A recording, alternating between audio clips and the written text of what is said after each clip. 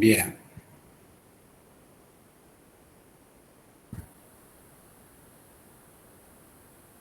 Ya vino Mariela, así que podemos arrancar tranquilo, ¿no? Y está Susana, listo. Las decanas.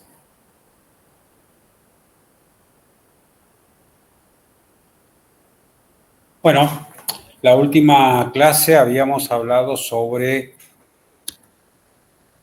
la producción y la evolución en sí de la producción. Hablamos de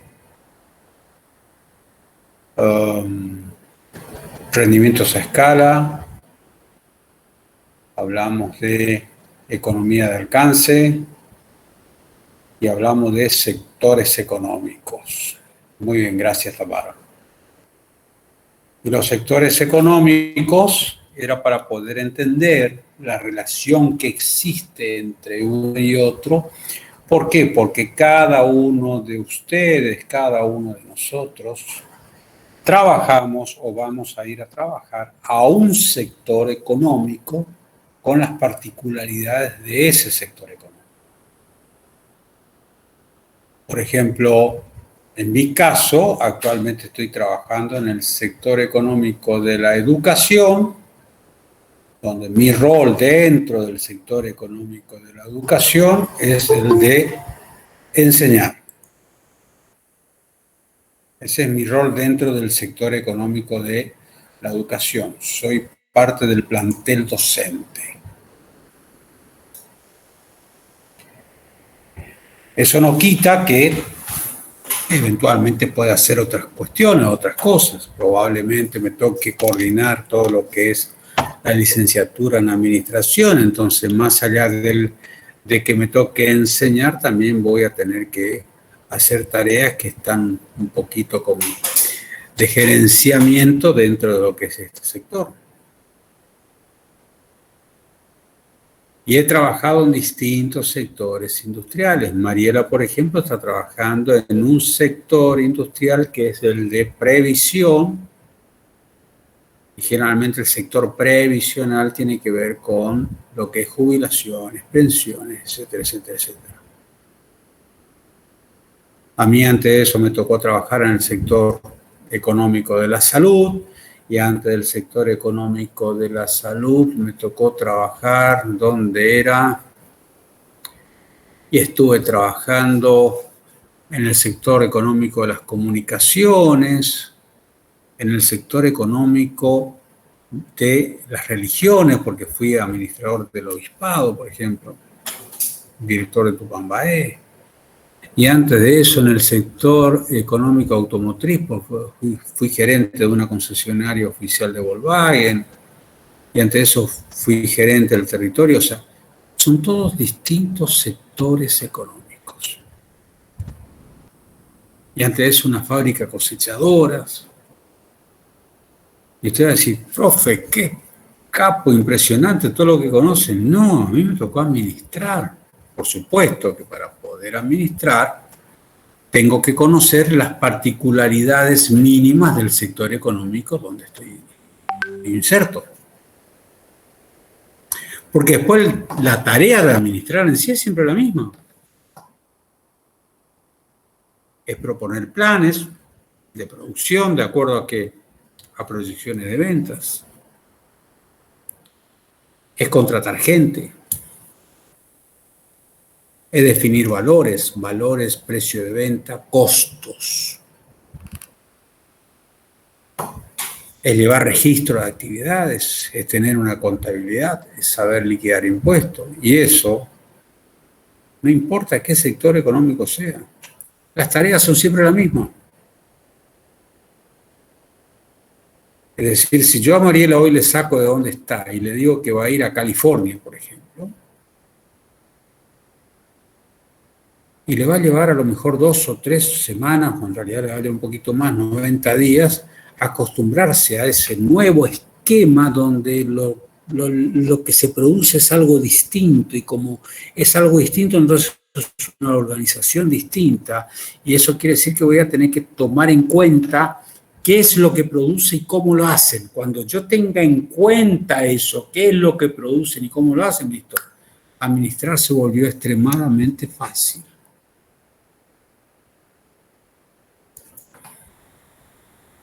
Y por eso podemos decir que la administración es una función, es un proceso, es una función de administración que tiene elementos de entrada, un proceso y la salida.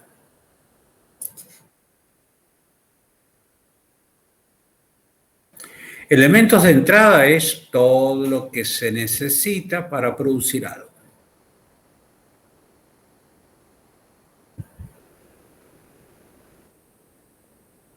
El proceso es la adecuada combinación de todos los elementos de entrada. Y la salida es el producto final.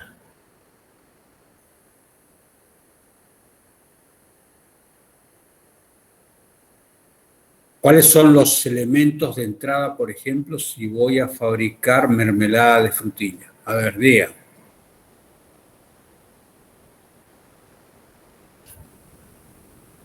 La frutilla, el azúcar. Frutilla, muy bien. Después, ¿qué más? Alimento. ¿Qué alimento? Azúcar, frasco. ¿Qué más? Sigan, vamos. Cocina, mano de obra, jaja, bueno. No sé qué es bueno, jaja. ¿Eh? ¿Qué más? Todo lo necesario para fabricar maquinaria, electricidad, el edificio, etcétera, etcétera, etcétera. ¿Y el proceso qué es? El proceso es la adecuada combinación de los elementos de entrada.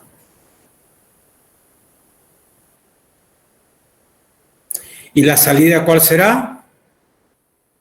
Mermelada de frutilla. O en un frasco, o en un balde, o a tonel. Mermelada de frutilla.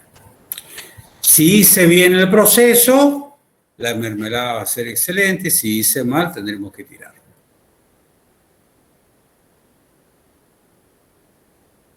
Elementos necesarios en la función de producción para un hospital.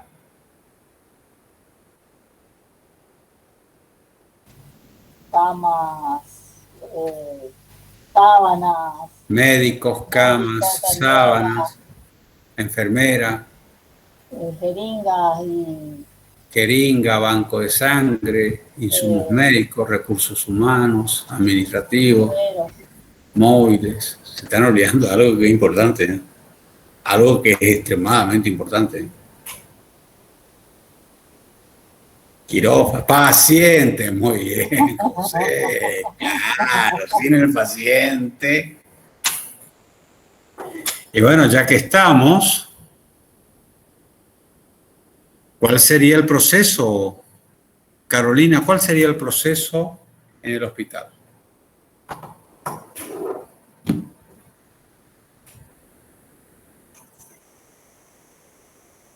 Carolina. Para mí que Carolina está durmiendo ahí con el bebé.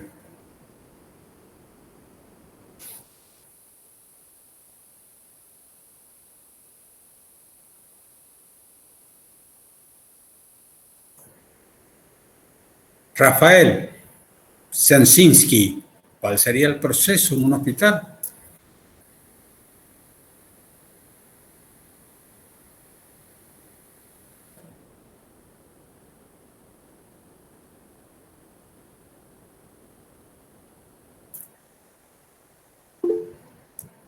Diagnóstico, no. Tamara, ¿cuál sería el proceso? Las operaciones, no, todavía no sabemos si se va a operar. Registro. Háganlo más simple, si yo siempre le hice la vida extremadamente simple a ustedes. Lo más simple que puedan. No, no, no.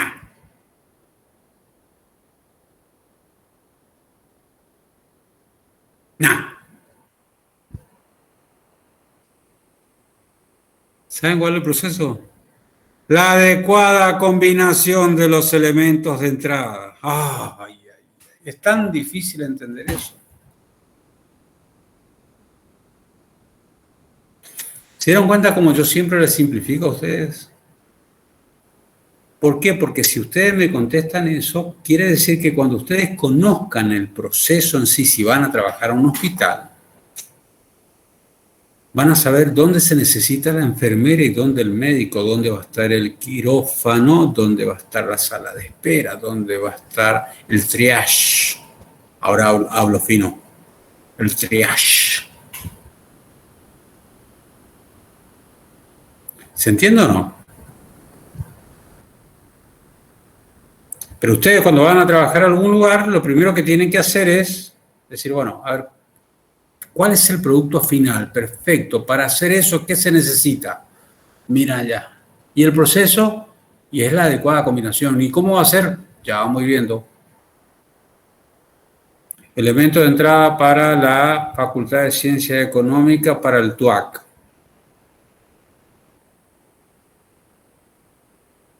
Alumnos, profesores, Estudiantes, sí, ahora Tamara, sí, ahora arrancaste con estudiantes, alumnos, lo mismo. Sí, Mariela, alumnos y estudiantes. Bueno, hay alumnos que no estudian, en eso es cierto.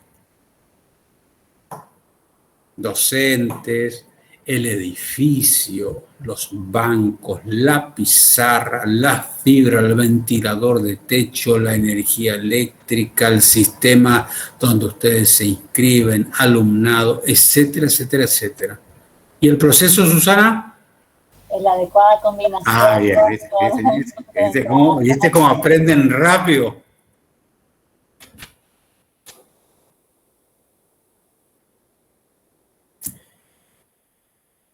Eso que yo le estoy diciendo a ustedes lo van a encontrar en el libro de Solana que está ahí dentro de la bibliografía, dentro del aula virtual, y es la página 29, en la página 29 del libro del PDF. Ahí también van a encontrar todo lo que es rendimientos a escalas y todo eso, pero lo que yo recién le dije, que es lo que a mí me interesa, es eso.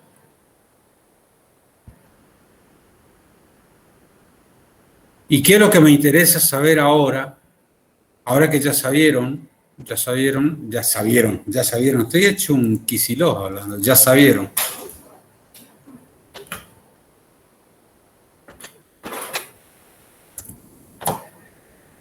La salida sería si hacemos bien el proceso alumno graduado. Si hacemos el proceso más o menos para mí, alumnos crónicos. Y si hacemos mal, esto. Gente que no se gradúa nunca o eventualmente gente que obtiene el título y cuando va afuera no la agarra ni cuadrada.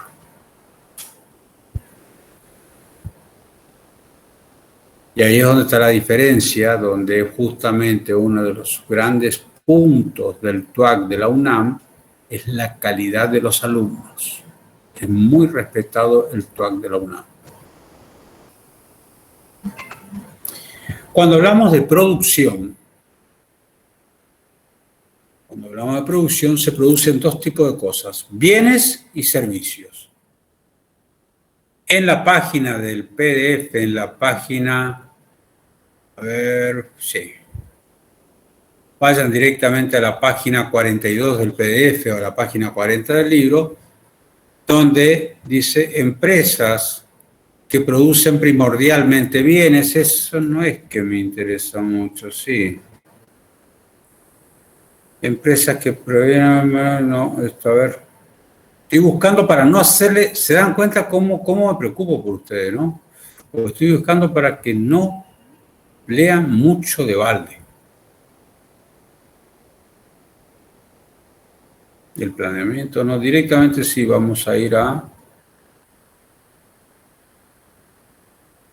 La página 29-30 le dije por un lado y ahora van a ir directamente a la página...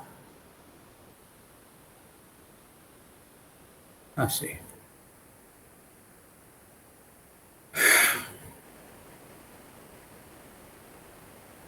Estoy buscando, chicos, ¿eh?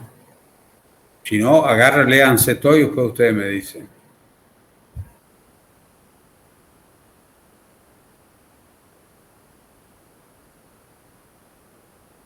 Página 80 de Solanas, del libro. Y tiene relación cuando hablamos, el capítulo se llama Estrategias. Más allá de un montón de versos que le dan, etcétera, etcétera, etcétera, van a llegar a la página 80 y ahí dice cuáles son las decisiones estratégicas en producción. Más antes, ustedes van a ver, si es que quieren leer, que cuando hablamos de decisiones en producción, hablamos de decisiones estratégicas, tácticas y logísticas. Las decisiones estratégicas tienen que ver con la estrategia, con la planeación, con esto. La táctica es cómo se van a hacer las cosas y la logística es cómo movemos todo lo que necesitamos. Pero a nosotros básicamente por ahora nos interesa solamente las decisiones estratégicas. Si eventualmente a alguien después le toca trabajar y quiere saber más, sabe que acá en el libro de Solana va a encontrar qué significa decisiones tácticas y qué significan decisiones logísticas.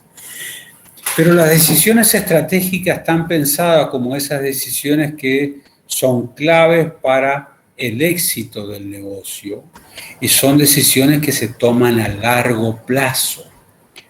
Yo no sé si ustedes recuerdan, nosotros en la materia el año anterior habíamos hablado de la planeación y cuando hablamos de la planeación era traer el futuro a hoy y esa planeación, ese plan podría ser a corto, mediano y largo plazo y que generalmente las decisiones estratégicas es cómo llegar, cuáles son las distintas maneras de llegar a lo que nosotros hemos planeado. Entonces, una decisión estratégica, por ejemplo, es llegar a Buenos Aires. ¿Cuál es la mejor forma de ir a Buenos Aires? Ahí entonces vamos a evaluar distintas estrategias. Entonces, para llegar a Buenos Aires yo puedo ir en avión, en colectivo, en auto, en moto, en bicicleta, caminando. Puedo ir por el Paraná, en lancha, en un bote a rema, en kayak o nadando. Son distintas opciones válidas para llegar a Buenos Aires, porque en definitiva, yo lo que estoy planteando en este caso es simplemente satisfacer la necesidad de movilizarme de un lugar al otro. Entonces, las decisiones estratégicas son a largo plazo. ¿Y cuáles son las decisiones estratégicas en producción? En la página 80 ustedes van a tener ahí y tienen 6 puntos que son fundamentales. Hay que tomar decisiones estratégicas en tecnología, decisiones estratégicas en producto,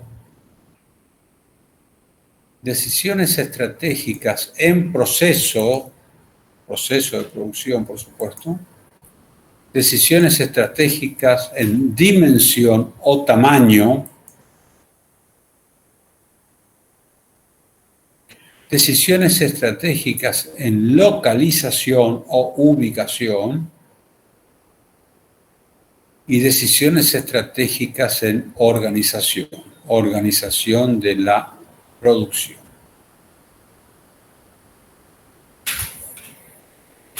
Así que ya saben que esas son las decisiones estratégicas en producción.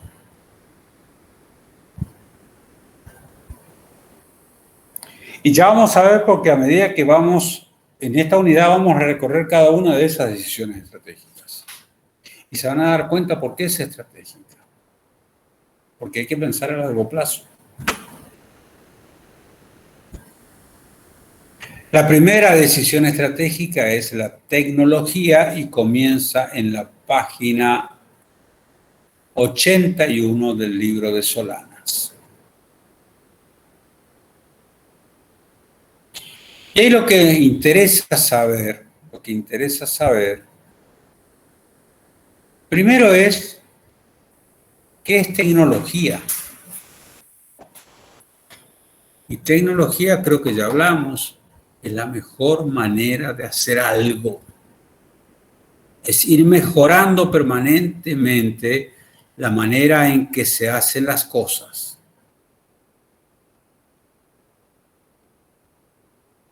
Entonces hablamos, por ejemplo, si no me equivoco, ya hemos hablado de si yo tengo que arar un campo y si tengo un arado a mano y en vez del arado a mano le pongo un caballo y ya estoy mejorando porque el esfuerzo ya es animal, con un diente empiezo a arar la tierra y si después de un caballo agarro y hago algo de 3 o 4 dientes y pongo una yunta de bueyes, ya cuadrupliqué la producción anterior. Y así, hoy por hoy, tenemos tractores que tienen rastras de 20 arados, que encima son así, van cruzadas. Entonces, con una pasada ya le dejan prácticamente listo el campo. ¿Y qué permitió la tecnología en ese caso? La tecnología permitió que antes lo que eventualmente, no sé, 100 hombres hacían en 20 días, hoy un hombre con un tractor lo hace en 2 horas. Entonces siempre se habló y se trató de acusar a la tecnología como destructora de puestos de trabajo. Lo cual en determinado momento es cierto. Ahora se supone que en una administración enfocada hacia el campo social, la incorporación de tecnología también tiene que aparecer, tiene que dar paso a la incorporación de nuevas maneras de hacer otras cosas que generen otras fuentes de trabajo. ¿En qué? Y ese es el trabajo de los gobiernos. Un empresario, a mí me tocó, por ejemplo, en el año 2001, sí creo que en el año 2001, en la crisis 2001, me tocó ir a hacer un estudio de tiempo y métodos para Alto Paraná para ver cuál era el tamaño adecuado de la cuadrilla para hacer raleo de pino. El raleo de pino, por si no saben, es echar los pinos y el producto terminado es el pino que queda encajonado en unas estacas y apilado a determinada altura, donde después ustedes miden y eso se paga o por metro cúbico o por tonelada. Por supuesto que no es exacto, sino que se mide ancho, largo, alto, y eso se cubica y se sabe que eventualmente, no sé, un metro cúbico es igual a 500 kilos, por decir así.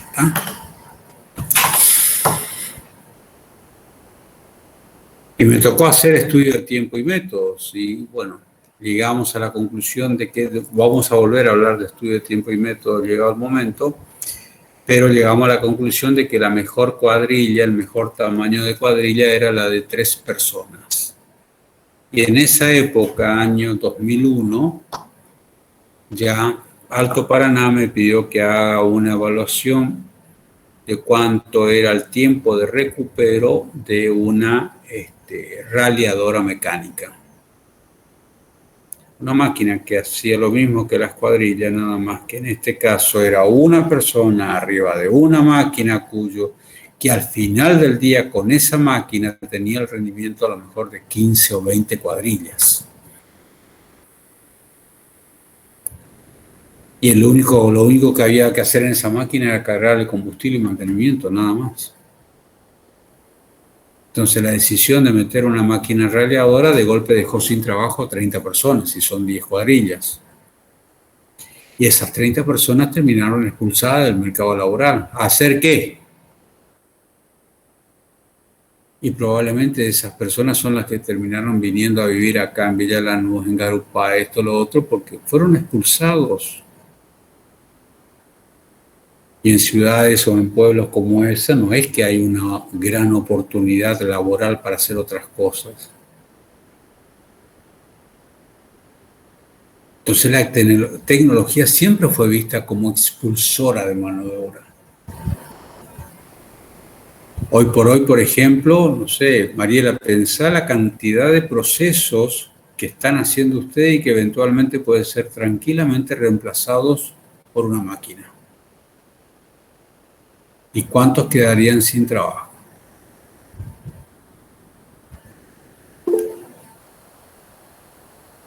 Y si vamos, por ejemplo, en el caso de los bancos cada vez con el tema del home banking y todo eso. Yo, por ejemplo, creo que la última vez que fui al banco, ahora no sé si era cosa de 3 o 4 meses, retirar una tarjeta de crédito que me había venido y que tenía que ir a retirar allá. Pero después yo hago todo, absolutamente todo, acá sentado en mi computadora. Pago la boleta de luz, de agua, esto, lo otro, transfiero plata de un lado, del otro, pim, pum, pam, pago la tarjeta. En el peor de los casos voy a un cajero, saco efectivo. Y antes, todo eso lo tenía que hacer, supongamos, en su momento, y yo cobraba, en la facultad cobraba con cheque. Y con ese cheque tenía que ir al banco. Y entonces había bancos donde eventualmente ese banco tenía convenio a lo mejor con EMSA, pero no tenía con SAMSA. Entonces podía pagar la boleta de luz, pero tenía que sacar la plata, toda la plata, y de ahí ir a un Rapipago para pagar la boleta de SAMSA o ir a SAMSA. Lo mismo que antes de la bancarización, profesor. Antes de la bancarización de los... Claro, antes de la bancarización, y hoy por hoy... Antes de ser depositados se pagaban en un escritorio también.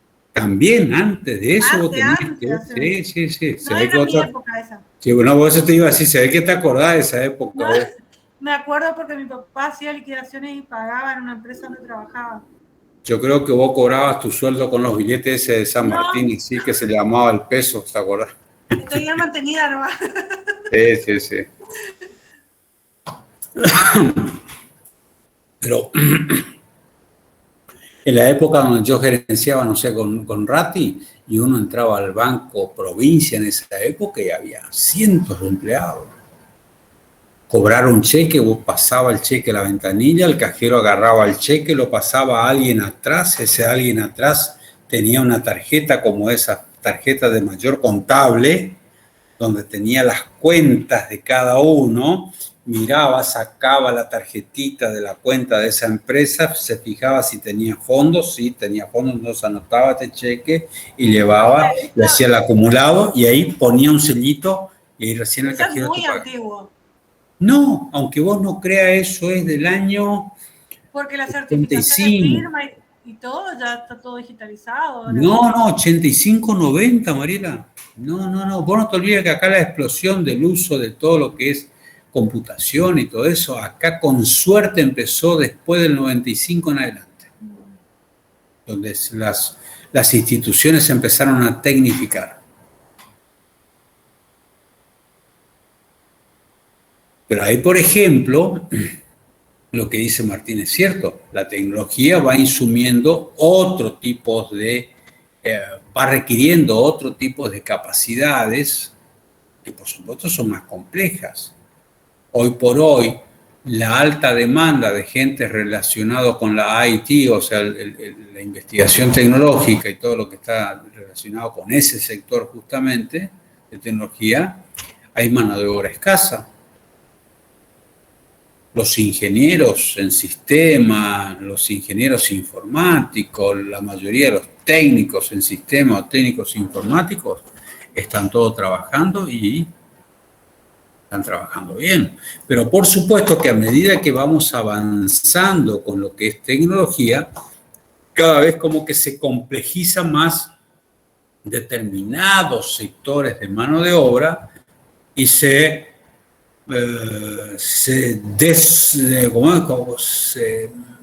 va más para atrás en determinados sectores porque se necesita mano de obra extremadamente sin ningún tipo de habilidad. Total, la tecnología lo resuelve.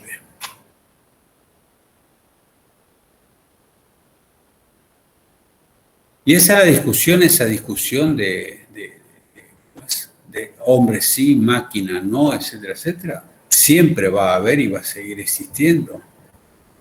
¿Y cuál será el límite? Yo no sé, yo ya estoy un poco grande, así que, pero creo que como la tecnología ha crecido a pasos tan agigantados, creo que todavía me falta ver un montón de cosas que la tecnología puede hacer.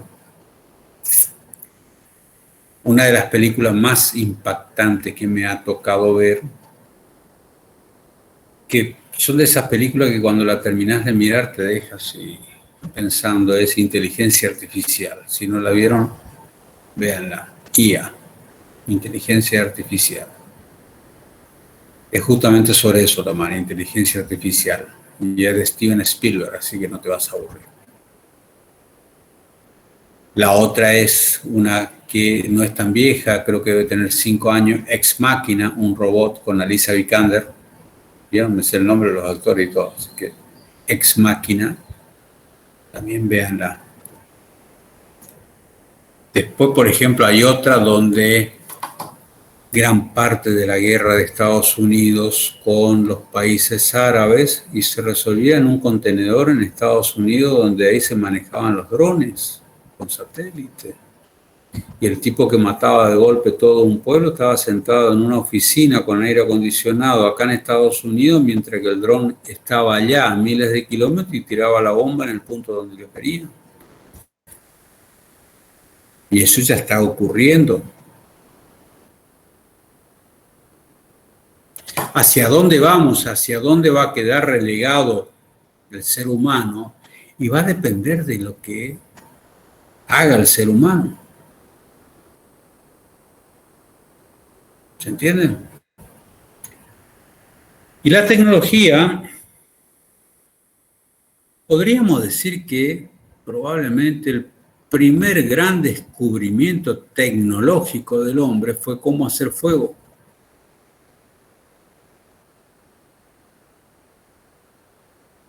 Por accidente o de alguna manera vio que al chocar dos rocas se generó una chispa y esa chispa prendió fuego. Antes sabía que el fuego estaba, no sabía cómo se originaba. Y cuando aprendió a domesticar el uso del fuego, empezó a comer ya las cosas o a hacer el fuego de parte de su vida diaria. Otro de los grandes inventos en su momento fue la rueda, el papel, la pólvora.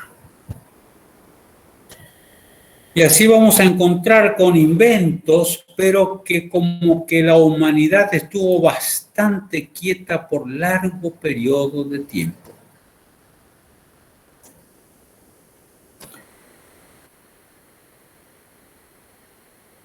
En el año 1850, donde comienza justamente, estamos todos en el medio de la fiebre de la revolución industrial, por eso uno de los grandes inventos de la tecnología de todos los tiempos es el motor a explosión. Y siempre, ustedes saben que siempre la tecnología ha estado vinculada al uso de la guerra. Por eso, salvo honrosas excepciones como el papel, la imprenta, esos son inventos tecnológicos que no tienen un uso directo con fines bélicos. Pero por el resto todo sí. Lo que originariamente se pensó para determinada cuestión, después terminó siendo utilizado en la guerra. Internet, por ejemplo, si no hubiese sido por la caída del muro de Berlín, nosotros no íbamos a tener este servicio. Internet fue diseñado, y busquen eventualmente lo que era la guerra de las galaxias, se llamó así, la guerra de la galaxia, entre Estados Unidos y Unión Soviética en la época de la Guerra Fría, antes de que caiga el muro de Berlín. Entonces se armó una red, por eso es el Internet, que es Web World Wide, una red alrededor del mundo de interconexión para que todo se sepa en el momento. Como se cae el muro de Berlín, se termina la hipótesis de conflicto y había mucha guita, muchísima guita en esa inversión. Entonces, ¿qué dijeron? Che, bueno, vamos a hacer guita de esto. Y ahí lo largaron al uso comercial.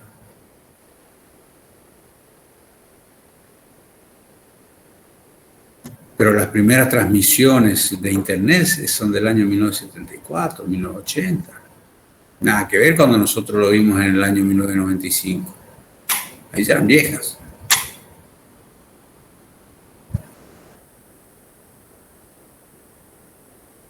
Pero igual hubo un periodo bastante largo donde la humanidad estuvo extremadamente tranquila.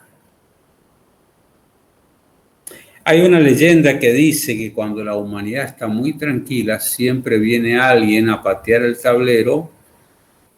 Esa leyenda dice que es alguien que viaja al pasado para abrirle el bocho a alguien para que diseñe algo y a partir de ahí entonces evoluciona, la humanidad evoluciona. Y eso es lo que ha pasado porque detrás de el descubrimiento del motor a explosión con la revolución industrial vino aparejado muchísimos inventos uno atrás del otro. Uno de los inventos que están ahí en la página del libro, están en la página, esperen que ya le digo, Gabriel, no, en la página 83 de Solana, y es un poco que habla de cómo fue el proceso de expansión en el sector de las telecomunicaciones, en el sector industrial de las telecomunicaciones. Entonces dice que en el año 1850, hasta el año 1850, si nosotros queríamos mandar un mensaje, mandar algo a una persona que estaba lejos, se utilizaba el famoso servicio postal. ¿Saben de dónde viene la palabra servicio postal? La posta. ¿Y la posta de dónde viene? La posta ya se jugaba en las primeras Olimpiadas en la antigua Grecia, allá en el año 300 a.C.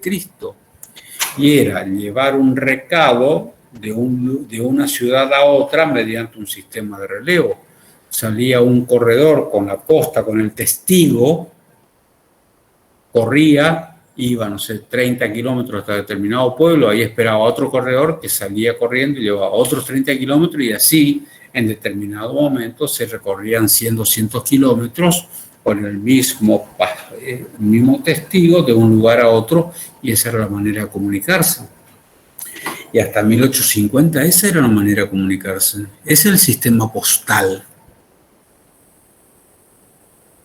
¿Y cómo funcionaba? Nada más que en vez de un maratonista corriendo, era ya un tipo a caballo, que ese tipo quería yo mandar un mensaje a Buenos Aires. Entonces, ¿qué hacía? Y es simple, salía un tipo acá de Posada que llegaba hasta Ituzaingó a caballo. Y ahí le esperaba otro tipo que hacía de Ituzaingó, no sé, a Itatí. Y llegaba otro que hacía de Itatí a Corrientes o a Resistencia, y así hasta que llegaba a Buenos Aires, todo a caballo. Para llevar encomiendas, todo, las diligencias, todo era eso. Hasta que vino alguien y descubrió que se podía transmitir sonido a través del cable. Y no solamente se podía transmitir, sino que se podía codificar el sonido de acuerdo a como yo quiero que salga. Entonces hubo un señor que se dedicó a hacer un alfabeto. Ese señor se llamaba Morse. De ahí está el famoso código de Morse o el alfabeto de Morse, que es un sistema de punto raya. Punto, pic, raya, pip. Entonces, en la combinación de puntos y rayas vamos transmitiendo palabras y vamos formando frases. Entonces, ¿qué ocurrió? Simple, se puso unos postes y se empezó a tirar cables. Entonces, el tipo que hacía la posta desde Posada a Ituzaingó de golpe dejó de tener trabajo porque había alguien que se sentó acá en Posadas que sabía cómo transmitir o levantar la señal en el cable con el alfabeto Morse, escribía el mensaje y en Ituzaingó o en Itatí o en cualquier lado, porque indefinido, ¿eh? Acá le podía llevar a cualquier lado. Lo hacían eventualmente para no perder claridad, a lo mejor un poco más antes, pero había alguien que decodificaba el sonido que ven. Entonces había tit, tit, tit, tit, y al instante, o a la velocidad que viaja el sonido, 1300 kilómetros por hora, entonces yo prácticamente al instante yo estaba teniendo un mensaje que me estaban mandando desde Posadas. ¿Tienen idea de la cantidad de gente que se quedó sin laburo? En la ruta Posadas-Ituzaingó.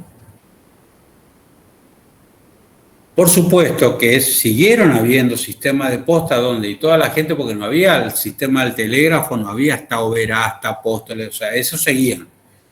Pero de Posada-Ituzaingó, impresionante. Y a Virasoro, profe, y probablemente se hacía de Posada y Ituzaingó, ahí bajaban el mensaje y salía un servicio postal a Virasoro, a caballo.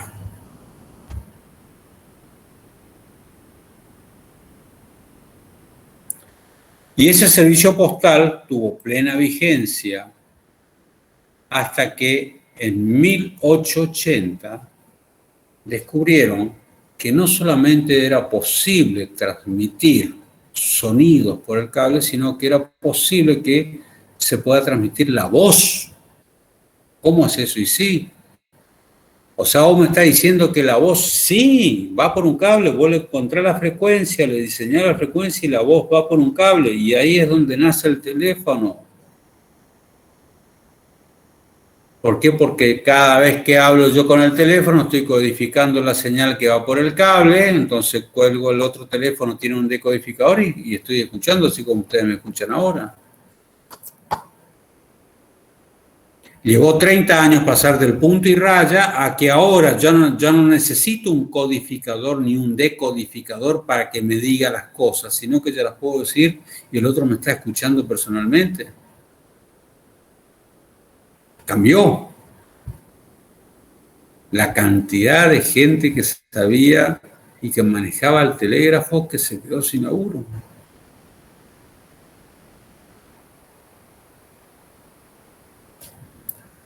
Y así seguimos avanzando, en 30 años fue eso, y después que pasó eso, de golpe, ustedes van a ver, por ejemplo, que en 1950, o sea, en 30 años, se pasó del telégrafo al teléfono, y en 70 años ya teníamos, o sea, la transmisión de radio. De golpe dijimos, che, ¿vos sabías que se puede transmitir así como transmitimos por teléfono? También está la radio. No me digas, sí, hay que hacerlo nada más en una frecuencia, porque descubrimos que el planeta está rodeado por distintas franjas que se llaman ondas.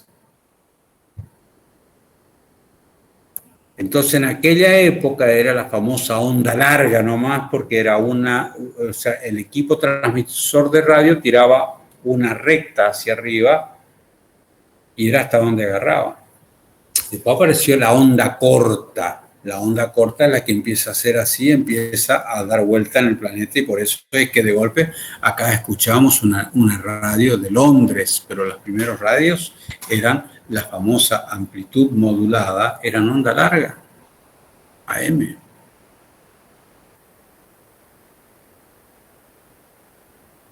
Así que, ¿y cómo funciona eso? Es simple, lo metes, hablas por el aire y la radio actúa de decodificador y pasa y transmite lo que vos estás diciendo, exactamente como vos decís. ¡Qué capos que son! Sí, pero eso no es nada. Eso no es nada, sino que ya en 1970, o sea que estamos ya en 1950, 1960, ya se hablaba, te diste cuenta que también ahora, además de vos, podemos transmitir imágenes. Sí, la televisión y el cine. Y entonces hubo un crecimiento exponencial donde en poco tiempo eran fenómenos, fenómenos, fenómenos, fenómenos.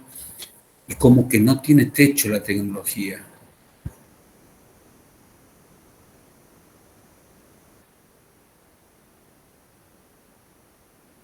Y esa tecnología, en el mundo de las telecomunicaciones, hoy por hoy es Internet.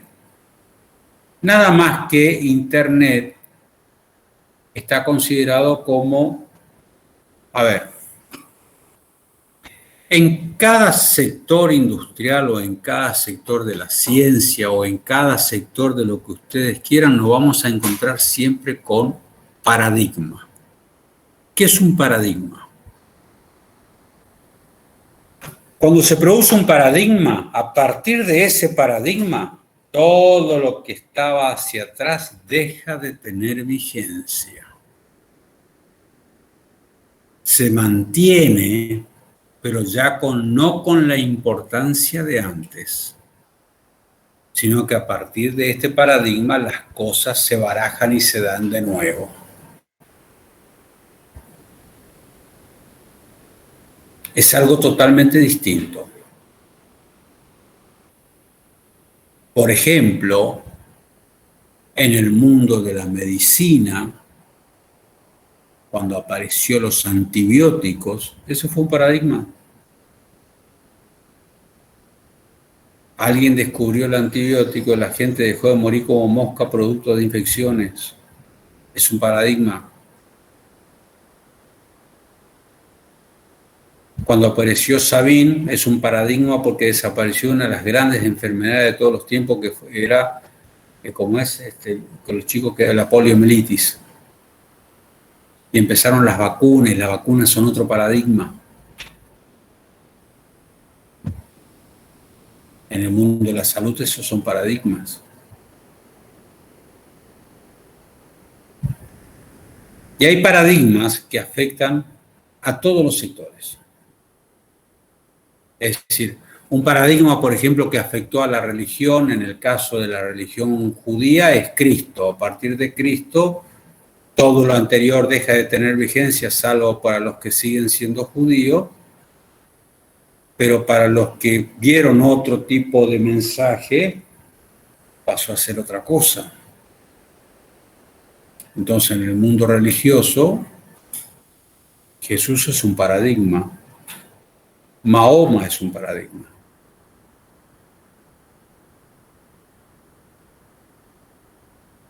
Pero hay paradigmas que afectan a todo el mundo.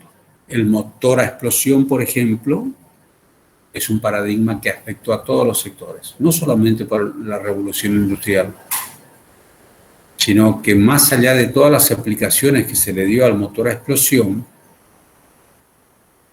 generó una ola de inventos, una necesidad y una proyección para generar cada vez más cosas y más cosas y más cosas.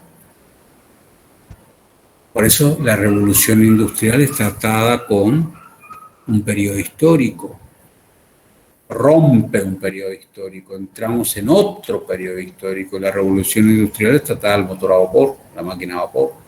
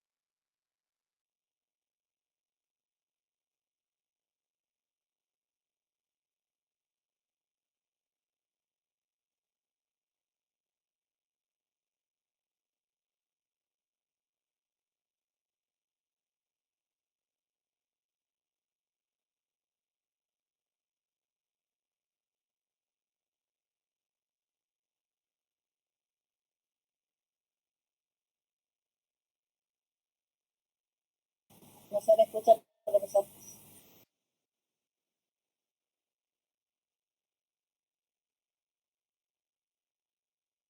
Ahora sí.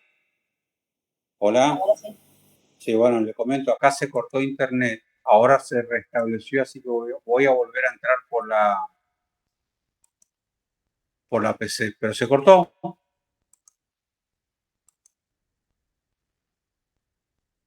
Ahí voy de nuevo. Listo.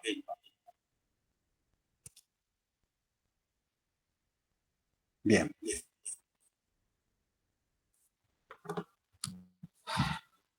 Entonces, Internet es esto.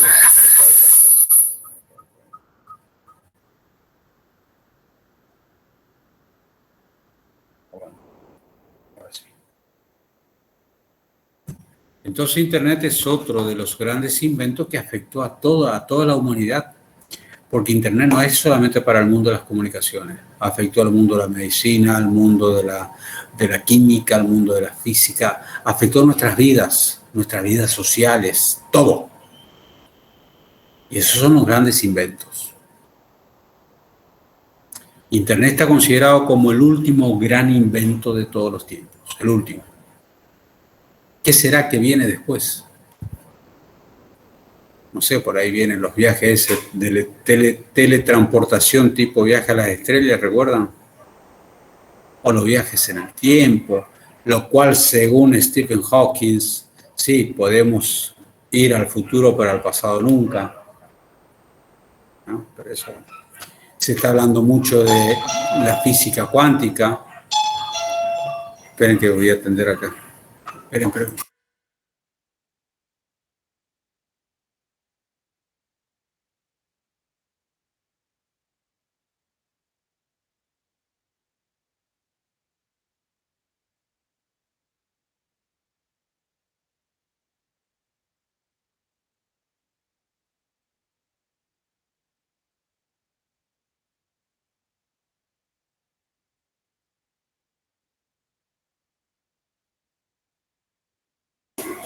La municipalidad que anda con un equipo para matar mosquitos.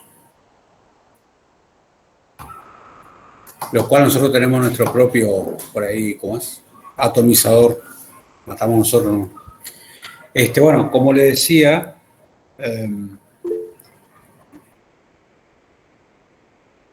sí, puede ser, Carolina, pero también se está hablando mucho de la inyección de la nanotecnología, que no es descabellado. Ya hay muchas películas en ciencia ficción donde te inyectan y en definitiva son pequeñas pelotitas que tienen microprocesadores que te indican, o sea, hay un montón de eso.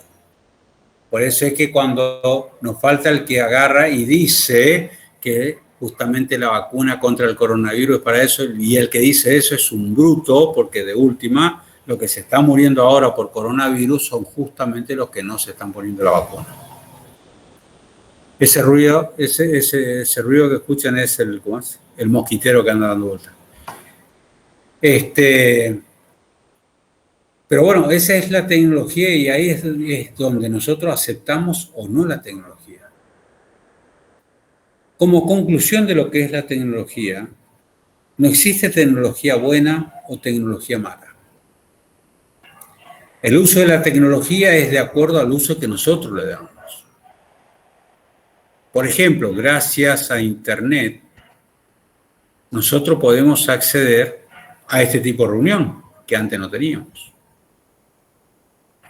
Antes, con una pandemia, si hubiese agarrado esta pandemia, y directamente no íbamos a poder tener ningún tipo de actividad académica bajo ninguna manera, salvo que nos confluyéramos en algún lugar y en una línea telefónica acordáramos participar todo vía teléfono en una clase de 1 hora con el valor, con el costo que eso requeriría.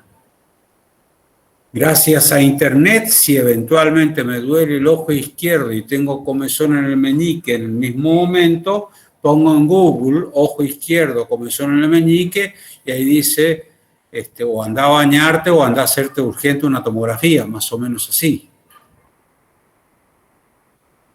y con el mundo de las artes, y con la medicina, y con todo lo que a ustedes se les ocurra, es el buen uso de la tecnología. La realidad virtual, como dice José, es cierto, pero hay profesiones, y el otro día salió un excelente ranking de profesiones, que no van a desaparecer, pese al avance de la tecnología. Y de esa profesión, muchos están vinculados con la salud, porque lo que vos decís, el tema de los robots haciendo cirugía, sí o sí necesita el cirujano que maneje al robot. El cuidado de las personas. Hoy por hoy, ya los países altamente desarrollados, gran parte de la población que trabaja, su nuevo trabajo es el cuidado de personas mayores y ya se tomó como un oficio. Lo que para nosotros, los de mi generación, esa era una obligación de los hijos cuidar a los padres. Y hoy por hoy pasó a ser un oficio. Entonces hoy por hoy ya hay cursos que enseñan cómo cuidar a personas mayores, que incluye hasta cómo cambiar pañales, etcétera, etcétera, etcétera. O sea, van apareciendo nuevos oficios. O sea, todo lo que tiene que ver con cuidados personales van a seguir siendo presenciales, no van a poder ser reemplazados fácilmente. Y lo mismo con el servicio de educación. Porque ustedes pueden poner eventualmente un video de YouTube de que le explique a ver cómo fue la evolución de la producción en determinado momento. Y en ese caso, se van a tener que chupar todo el video porque si hay alguien que le interrumpe o que le parece aburrido o lo que sea, ¿qué es lo que suelen hacer cuando ponen adelantan rápido una película? Se pierde el sentido del proceso de formación. Entonces, todos los servicios relacionados con lo que es educación, exactamente así como que hay profesores que solo leen PowerPoint y no contribuye a la formación. Entonces, eso es bueno que se sepa, porque la generación de ustedes va a tener una interacción muchísimo más activa con todo lo que ya es virtual, etcétera, etcétera, etcétera. Entonces, el otro día, por ejemplo, leía que una entrevista que se le hizo a Susana Jiménez, en realidad Susana Jiménez estaba sentada en el living de su casa y aparecía como que estaba, allá en Uruguay, aparecía como que estaba sentada en el estudio del canal de televisión acá en Buenos Aires. Como que se hizo una realidad virtual en 3D y el que miraba la entrevista, Susana Jiménez estaba ahí. Bueno, todo eso es materia de imaginación y de ver cómo va evolucionando la tecnología y qué esperamos nosotros de la tecnología en sí. Cuando hablamos de tecnología, lo que tenemos que es una de las decisiones que tenemos que saber es cómo crece la tecnología. Y la tecnología, eso está en las leyes del progreso tecnológico, eso lo van a encontrar en la página 87. La tecnología crece de dos maneras. Por un lado, por un proceso de evolución gradual. Quiere decir que a un producto le aparece otro producto que mejora el anterior. Y así sucesivamente. Imagínense ustedes el Ford T del año 1900.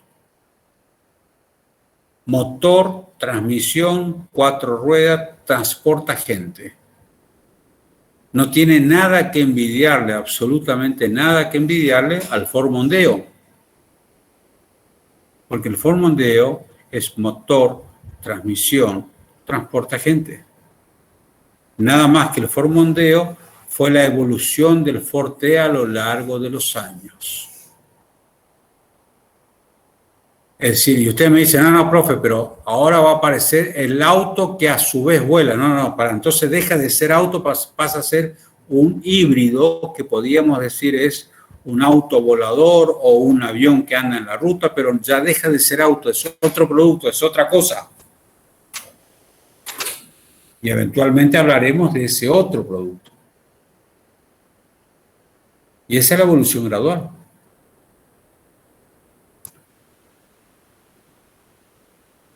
Para poder tener la evolución gradual, necesitamos que se den dos cuestiones, ¿no? ¿Qué es? Por un lado, el aprendizaje por experiencia, si lo que va permitiendo que una cosa vaya evolucionando es la experiencia que se va acumulando. Entonces, la suma de experiencia hace que nosotros podamos ver algo nuevo que aparece. Y por otro lado, lo que se llama la masa crítica. La masa crítica es un punto, la masa crítica, donde que ya es indispensable pensar en algo nuevo porque esto ya ha quedado limitado. En el caso de la fabricación de autos, la masa crítica pasa a ser, che, no estamos vendiendo más de este modelo, ¿qué hacemos? Y es simple, cambiémosle los faros, hagamos tal cosa y lancemos un nuevo modelo. Entonces la masa crítica fue la cantidad de autos que se estaban vendiendo o que se estaban dejando de vender por año. Pero básicamente cuando hablamos de evolución gradual, hablamos de aprendizaje y la curva de experiencia. Esos son los valores clave, esos son los términos clave. Aprendizaje y curva de experiencia. Y la otra forma de crecimiento tecnológico, es por saltos estructurales. ¿Qué son los saltos estructurales? Aparece una tecnología que hace totalmente obsoleta la anterior. Es como los paradigmas, exactamente.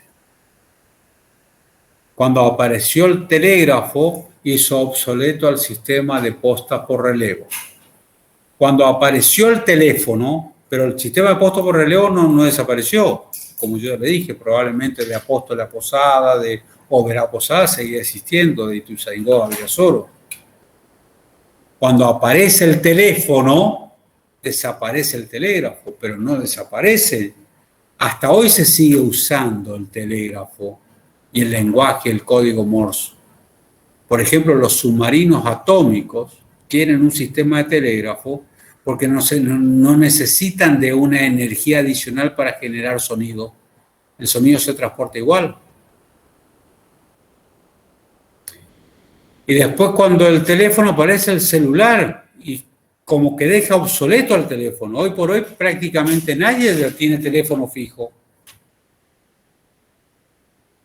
¿Y por qué? Porque antes con el teléfono era necesario que yo diga, bueno, a ver José, te voy a llamar por teléfono y tenés que estar, yo te voy a llamar entre las 5 y las 5:10. Y vos tenías que irte y pararte al lado de ese teléfono hasta que escuche que yo llame. Apareció el celular y ya no hace falta que vos estés en algún lugar fijo, sino que simplemente el aparato te acompaña a vos y yo llamo y automáticamente ya nos conectamos. O sea que cambió la forma de hablar por teléfono. Y de golpe apareció los smartphones. Entonces podemos hablar ya con imágenes. Podemos hacer una videollamada. Y de golpe ya está este sistema de acá que sirve tanto para una videollamada como para una conferencia, porque es lo mismo. Y cada cosa que aparece deja obsoleto lo anterior. Fíjense que lo último que está quedando por ahí obsoleto, las cosas que van quedando obsoletas, las grandes bibliotecas. Hoy es posible acceder a las mejores bibliotecas del mundo desde una máquina en tu casa y vas a acceder a libros en PDF. Los libros que vos quieras. La biblioteca como estructura en sí van desapareciendo. Los diarios de papel Para mi generación es un placer abrir y cerrar un diario y sentir la hoja que abre y que cierra. Para muchos de ustedes ya automáticamente es entrar en internet, poner el link del diario que quieran leer y leer. El diario a papel, cuando yo era gerente del territorio, se imprimían un promedio de 22.000 ejemplares por día. Hoy creo que entre el territorio y primera edición, no sé si llegan a 4.000 ejemplares por día. Cuando antes era 30.000. Hoy está desapareciendo. Y así es como de a poco nosotros vamos a ir asistiendo a la desaparición de determinados productos como consecuencia de la tecnología. Porque la desaparición del diario a papel hace que el territorio, cuando en mi época se necesitaban 100 personas, yo creo que hoy trabajando 25 o 30 ya son muchos. Profesor, y en el caso del diario papel, sí. Antes, bueno, se sigue, la empresa funciona imprimiendo los diarios papel, ¿cierto? Y ahora con la tecnología, ¿cómo se factura en eso? Todavía no hay una legislación que permita dar por válido archivos en PDF porque no hay una garantía o no hay una seguridad. Se está trabajando en eso. El sistema judicial está trabajando con un modelo virtual donde las presentaciones y todo eso terminan siendo presentaciones virtuales, te dan un comprobante, etcétera, etcétera. Pero, por ejemplo, si yo quiero guardar el diario contable o quiero guardar los registros contables, porque uno de los grandes problemas que tienen las organizaciones en general es el archivo. El IPS tiene un problema de archivo impresionante. ¿Por qué? Porque hay que mantener vigente determinados papeles por 5 años, por 10 años, por 20 años. Claro, pero yo me refiero a financieramente cómo se sustenta la empresa del diario, digamos. No, ahora se sustenta por los servicios. Abrí, por ejemplo, La Nación y te va a aparecer X cantidad de publicidad. El diario siempre, ojo, el diario siempre en su momento, cuando me tocaba a mí gerenciar, los ingresos eran por circulación, eso significa el diario en la puerta de cada gente o cada persona, donde el 40% o el 35% era la comisión del canillita. Claro. Entonces vos tenías un ingreso por circulación y tenías un ingreso por publicidad. Con esas dos cosas, vos tenías que mantener todo tu equipo. Ahora, ¿qué ocurre hoy por hoy? Antes, por ejemplo, vos tenías, cuando yo estaba en el territorio, vos tenías distintos sectores periodísticos. Vos tenías los periodistas que se dedicaban a las noticias locales. No tenías uno solo. Tenías 3 o 4, porque de golpe tenía que decir, andá a casa de gobierno que hay una conferencia de prensa, andate allá al barrio Santa Rita que hay tal cosa, y así es como se armaba. Hoy por hoy hay uno que comparte información, que busca información, que arma un video por Zoom, que hace esta entrevista, listo, es una persona. Entonces, por eso te decía que gran parte del costo de elaboración del diario ha desaparecido. Pero también el personal se tuvo que capacitar en las redes tecnológicas. Obvio, un periodista de hoy no es lo mismo que un periodista del año 1990. Eso es así. Entonces, vos el New York Times, donde vos ves en las películas del 1970, 1980, donde había 400 empleados, donde había periodistas, etcétera, etcétera, hoy el New York Times no sé si tiene 50. Y no por eso ha dejado de ser uno de los diarios más prestigiosos del mundo. Claro. Y los ingresos están sustentados. Yo, por ejemplo, soy suscriptor digital de La Nación. Pago 600 pesos por mes. Es nada. Es nada, es más barato que el diario papel. Pero, por supuesto, 600 pesos por mes. Yo estoy pagando sobre el Club del Territorio, donde pago 600 pesos por mes por el diario del domingo y el miércoles. Pero en La Nación sí, yo tengo que saber que cuando abro, y bueno, me aparece ahí la publicidad de Coto, de Falabella, de esto, pim, pum, pam. Estos últimos tiempos vos abrías y no importa la noticia, si vos estabas viendo la guerra de Afganistán, te aparecía la publicidad de Doctor Fernández, que es Gauto y no sé qué, y así, ¿viste? Lenguazo, o sea, te aparece. O sea, cambió el ingreso. Y eso es el paradigma y es entender que la cosa va por ahí. Dentro de esto, yo particularmente, todavía no sé ustedes, pero yo particularmente no entiendo los famosos influencers, ¿está bien? Como que la humanidad nos volvimos toda una manga de ovejas tontas que somos guiados por algún tarado que se le ocurre decir algo y todos aplaudimos. Entonces, ¿y qué hace? Es youtuber. A la mierda. ¿Y eso qué es?